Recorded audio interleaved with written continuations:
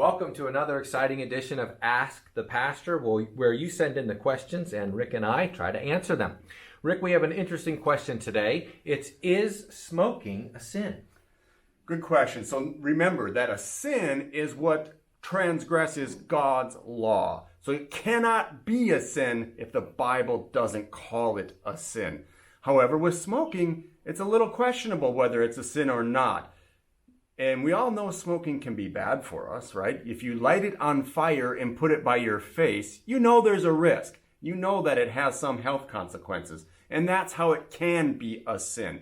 It relates to the sixth commandment. We have the duty as God's people to preserve our lives and the lives of others. So, can smoking shorten our lives? Well, I think an occasional cigar or pipe or cigarette or whatever it may be probably isn't going to take years off your life. However, smoking too much, smoking all the time, smoking multiple packs a day is certainly going to tend towards shortening your life. And I think that's how we need to consider it. Are we being irresponsible and shortening our lives by smoking too much? And I think that's really the thing, is moderation. Moderate smoking probably isn't any worse than living in a city with air pollution or having a job that subjects you to dust or other things like that. But smoking too much, probably not good for you.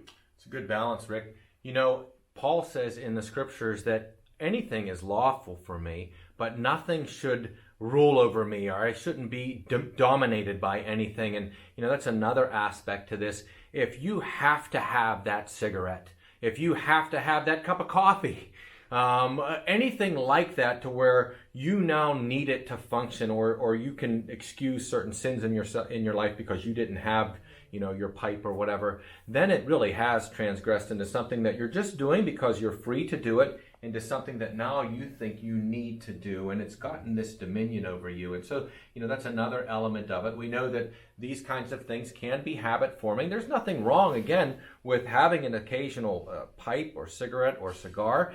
That one item does not actively hurt you in that moment. But again, if you continue to do it to the point, especially if you have a diagnosis where you have some kind of a lung ailment or something, and then you continue to harm yourself, then it certainly seems like there's a point in time where you really are doing something that you ought not to be doing. But I want to add one more thing, that if you are a young person who's living in your house right now and you're asking that question, you're living with your parents, then the correct answer, Rick, is whatever your mom says. Whatever your mom says is the correct answer for whether or not you can smoke. Well, that's it for Ask the Pastor. We want you to send in your questions, and we'll try to answer them next time.